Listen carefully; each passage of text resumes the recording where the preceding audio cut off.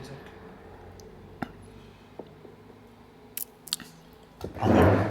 That's easy, on the off-ramp. Okay. So I can't really... maybe, All right. basically with that list, still rabbiting, but if there are individuals like John Cage or other people you know lots about, then focus on those. Even it's not that I know lots about them, I recently was introduced for the fact that Morton Feldman and John Cage in the early 50s were not paid up members by any stretch of the imagination, but were really interested in Scientology, which was something which I hadn't twigged to at all. But I found that really intriguing. I mean, in the clear notion, and so I quite, when I have nothing else to do, I'm quietly knitting together a little conspiracy with Ron L. Hubbard and John Cage. I thought that would be sort of quite fun. Speaking of Cage and conspiracy, can you tell us anything about High Cage? Not much. I mean, there is this moment in... So 433 is 1952. 1932 is... there's this cartoonist for Etude magazine, which is this piano teacher's rag. And he does this piece where little Johnny, I think it is Johnny, Mum comes in and says, "Johnny, you haven't been practicing?" And Johnny says, "Yes, but Mum, I have." She says, "But I haven't heard anything." He says, "Well, I've been playing my composition." And then the last frame it's his composition, which is a series of rests and note and whatever it is. Anyway, so it's clearly a silent piece.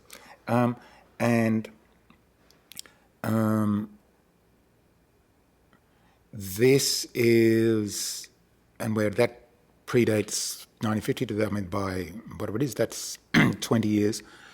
60 years, no, 80 years previous, no, it's not that, sorry, 1847, Karl Marx has the line that silence is therefore the only possible means of communication. And now, which is what I think it was that High Cage was referring to. I'm not sure that this is what John was referring to, but yeah.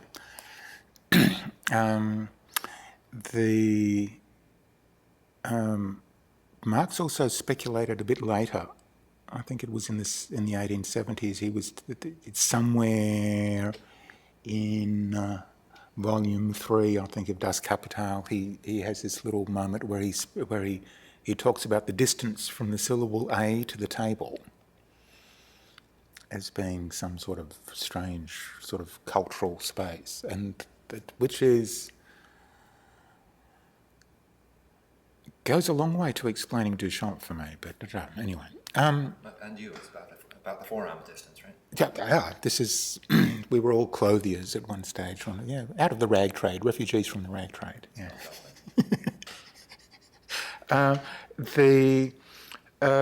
That's all I know about High Cage. And whether John was... I don't know him to be a reader of that, but it's quite possible. But... Is it possible it was him? It's possible. I mean, yeah, and it's also possible. I don't know. I've always one of the pieces that I'm doing is the Schoenberg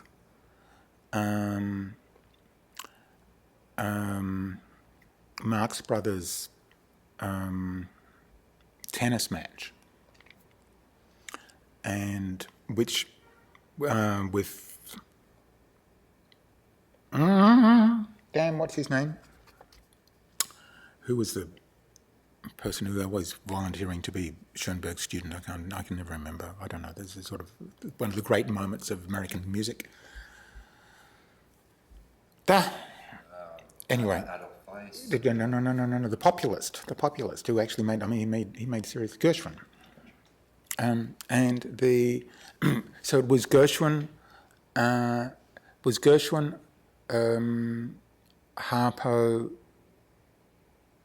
Oscar Levant, and Schoenberg used to play tennis every Wednesday, and if not Harpo, then Groucho, but it was, and sometimes Chaplin, blah blah blah blah.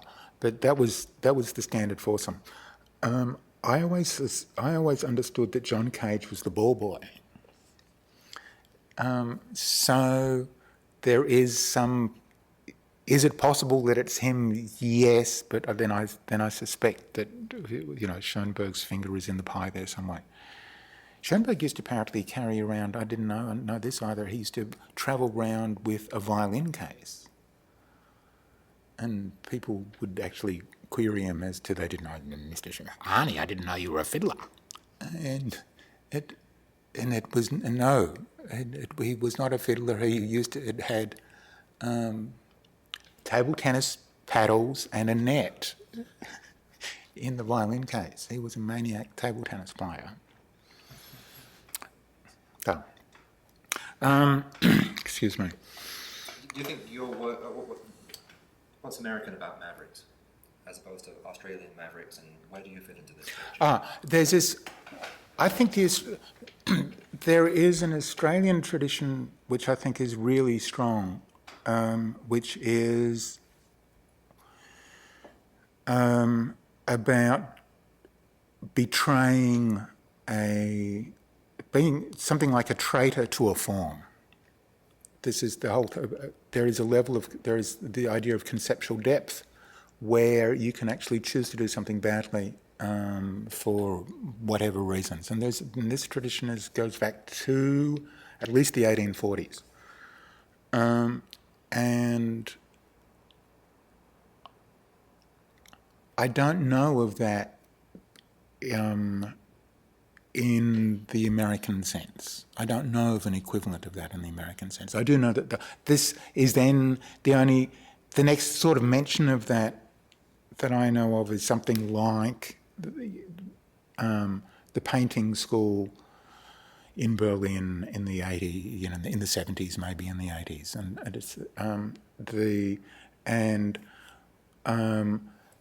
it's not. It's much more vindictive, for example, than Portsmouth Sinfonia or Fatty Acid, or it's much more vicious, and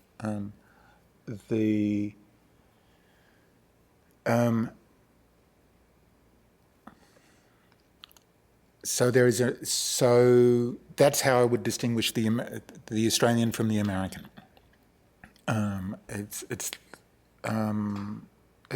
Americans are just nicer people as a rule.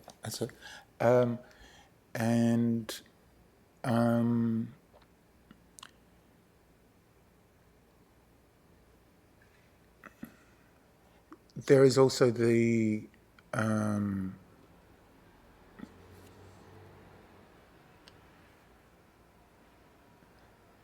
is an Australian quality, there's an Australian so what quality, which informs a lot of stuff, which is why when you asked me for a list a bunch of people that no one's ever heard of, and Sid Clayton and Paul Prendergast, and who I think are just. Sid Clayton did everything that Marcel did and everything that Albert Ayler did, and he lived in one faggy. and it's just enormously generous, and the only time he ever left Australia, I think he left by boat and he went to India, and he was he went by plane. Saved up a lot of money, went by plane, and was in India. I was there, I think, for 6 hours and didn't cope, and went home. That was like his sole adventure over the water. And he got nervous when he saw a cab stand. Didn't understand traffic lights, and that was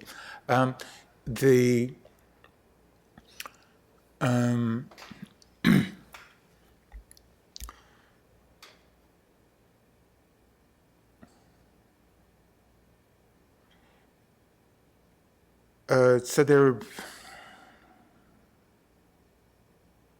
there's a quality of that so what quality. There's also that sort of strange, perverse thing in Australia of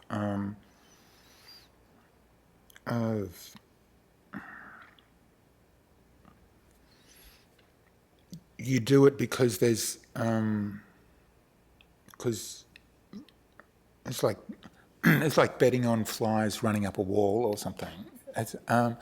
And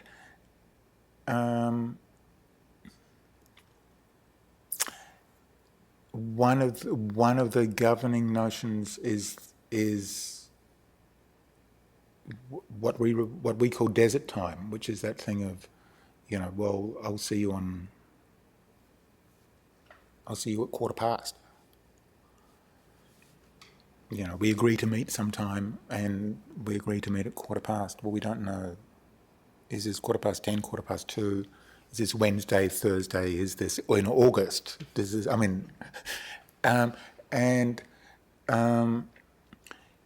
this. You can be.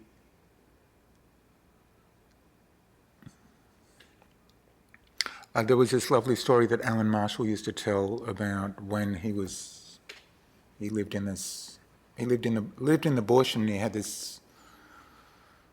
He was in a wheelchair, the whole thing anyway, and he had this, and a bushfire was coming through, and he had to make this sort of decision about what is it that he's going to save, and he took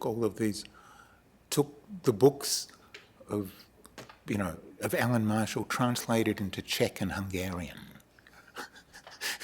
and stuffed those into his wheelchair and wobbled on down the hill. And it was just, and he kicked himself afterwards as saying, of all the things, it's really stupid. But it's in 1983, when there were the bushfires at the back of my place and at Launching Place, and there was this, and I very thankfully wasn't there. People standing down in the local football field, having been evacuated, because the fire has been clocked at 100 miles an hour, and it's and there's nothing you can do, and so they're standing there in the middle of the football field in their pajamas with the house, with their parrot and their cooking books and the kids' homework assignments and the dog, and standing there, and the fire is, if you look up, and the fire is jumping from one hill over to the other, which is a period of which is 5 miles, and it's jumping right over them, and it's this sort of, and I don't know that experience. I don't observe that in the American Mavericks.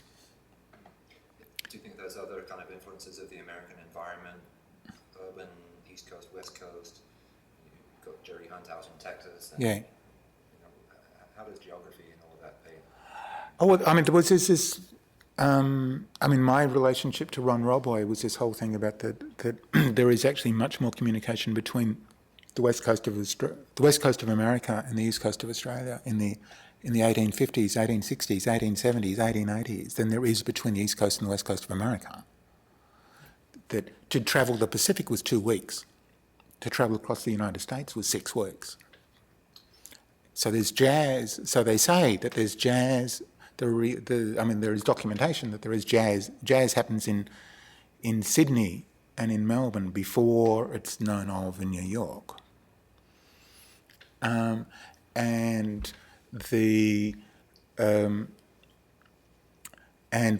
Ron was very excited about the Jewish cowboy and the model for the Jewish cowboy, which is then sort of the background to radical Yiddishkeit in the 1890s, which is the definition of New York, which is Rosa Luxemburg, Karl Kautsky, and all these people depend on the advent of the Jewish cowboy. The Jewish cowboy is based on the Jewish bushranger in Australia in 1842, 1838. is Teddy the Jew Boy, and so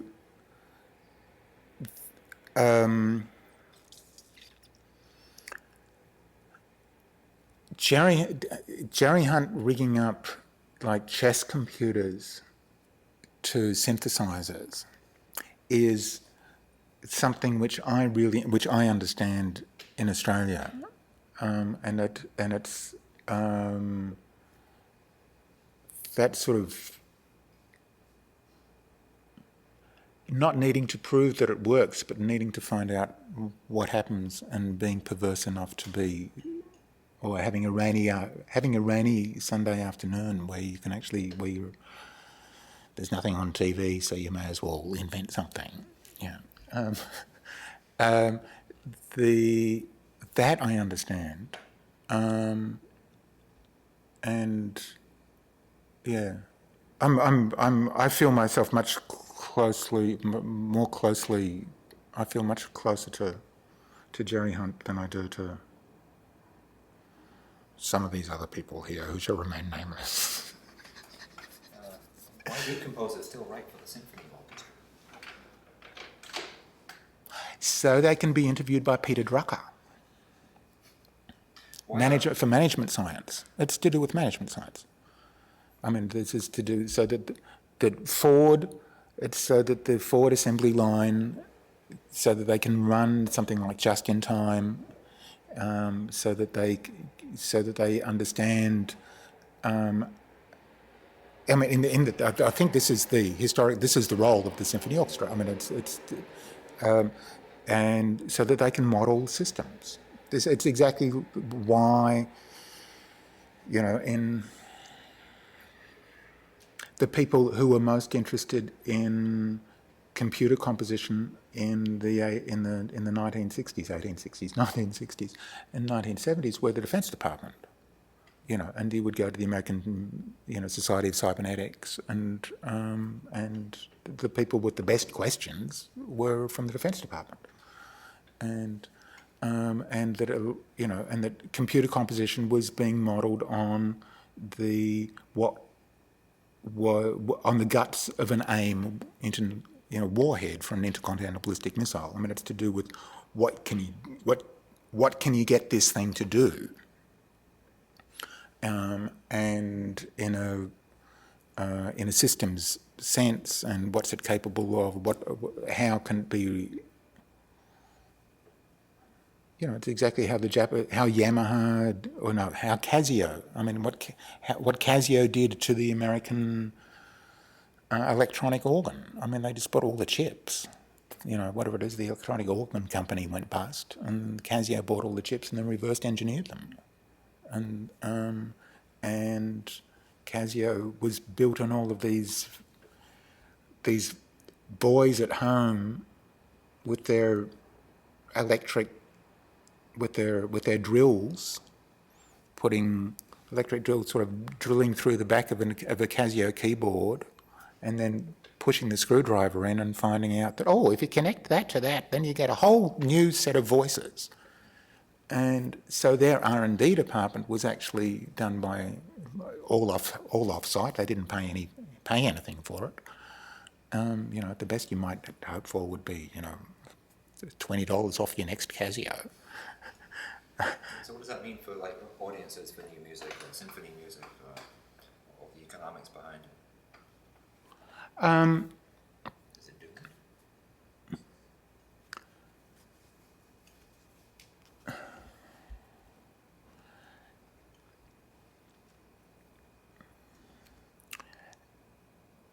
It's only doomed if they don't ask if the questions are uninteresting questions.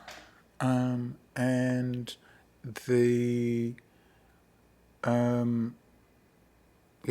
the only mention that I've seen of the conductor, the only analysis that I've seen of the conductor in the last 20 years was has been in management science. And, it's not in the music press.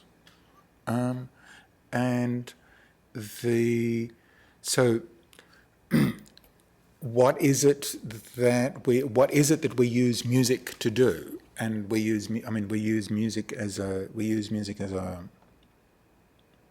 most of what we use music for is sort of extraneous stuff. I mean, it's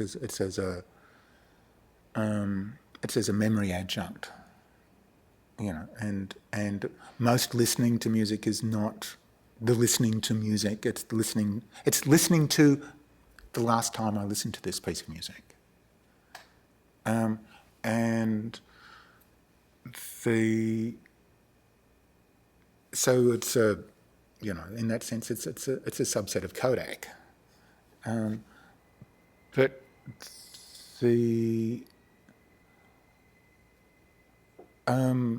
but I think it has possibilities of being much more volatile and much more dangerous and much more useful than that. Yeah, but I think the people who are asking those questions tend to be not the note composers, but the people who are designing the Volvo assembly line. What is it that you get 5 people to do? And so when Spike Lee doesn't talk about jazz, Spike Lee talks about basketball, but the analysis of basketball is as though it was some, you know, a bebop quintet from 1952. But and so yeah, it's systems engineering and small groups. And I think the research for that then is probably the Israeli military. The Israeli military, as I understand it, is modelled on the Russian Communist Party of 1905. It's all this cell structure, and it's all about parallel systems, and it's non-hierarchical. And this is, you know, and the failure of the American military system, of course, is that it insists on maintaining some sort of hierarchy. So it's doing something other than winning battle. It's actually it's a military system for it's a legislated system for keeping your population in some sort of knowing. It's a system of surveillance. It's not actually a military in the strict definition of military. That is that. So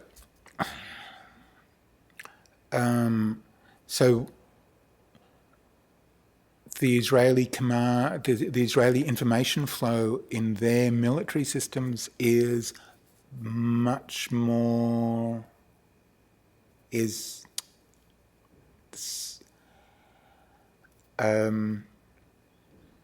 somewhere between how you think of a really good string quartet and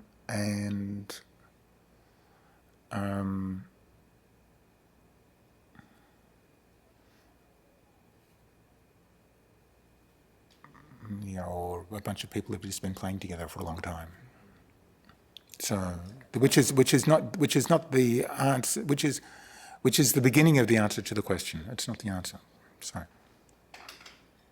And finally, why are our ears so far behind? In the visual arts, theatre, dance, film, we want to be confronted by new thinking. Why not in music? There's,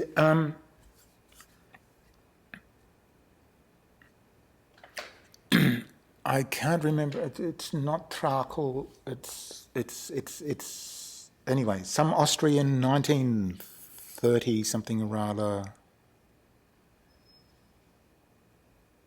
Can't remember his name. Sorry. Who says,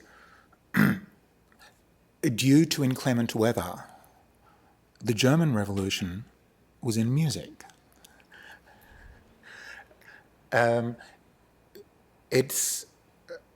It's again what we use music for.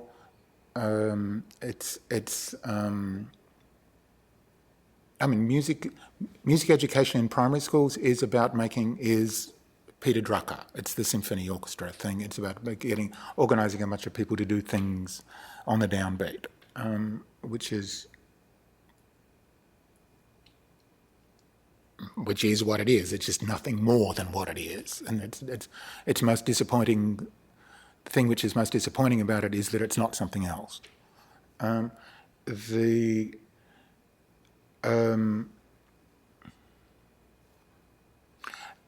there was that moment, I mean, and post 433, of course, if music is everything you do, then it is everything you do. So we don't need Britney Spears to tell us that. And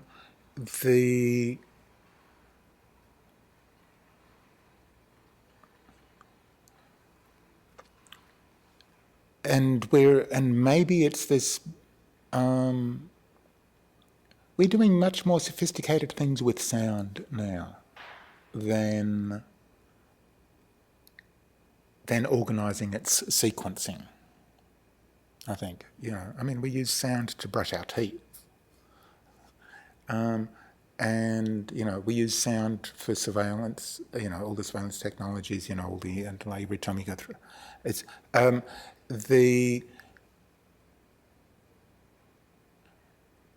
we use sound for, I mean, microwaves, and we use it to cook with, we use it to, there is sonic, you know, there are analog computers which are based on sound. This is, I mean, it's I think this is all it's seriously rich musical material. I mean, and it's seriously rich musical environment. I don't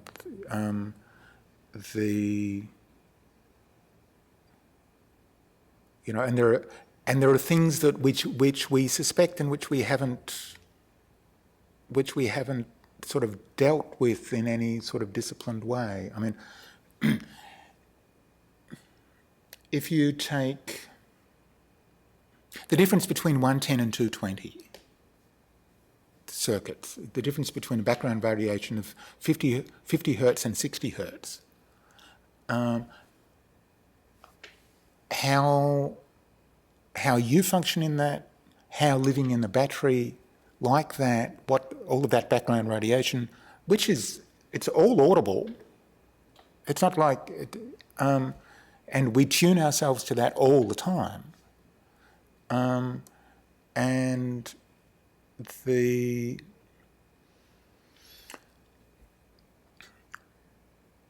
one of my favourite definitions of the mouth is that basically what the mouth is, the mouth acts as a tourniquet, and what it does is control blood flow to the brain, but there are interesting things that go on in the mouth. If you went to the dentist, if you're of a certain age and you had a bunch of fillings put in and they're amalgam fillings, and if you dutifully go and get all of your amalgam fillings taken out and replaced with ceramics or gold or whatever it is, you get acutely depressed, which is not the pain of the operation, but the chemical reaction in the mouth, the saliva operating on has this little charge in it. So you have this little battery running in your head, which is then tuned to either the 50 hertz or the 60 hertz, or your background radiation. So you have this little electromagnetic universe that you're toddling around in. I think that's a perfectly musical environment. Last minute questions from the floor. I know, he's got to go to Zebra. No, I think we did well to cover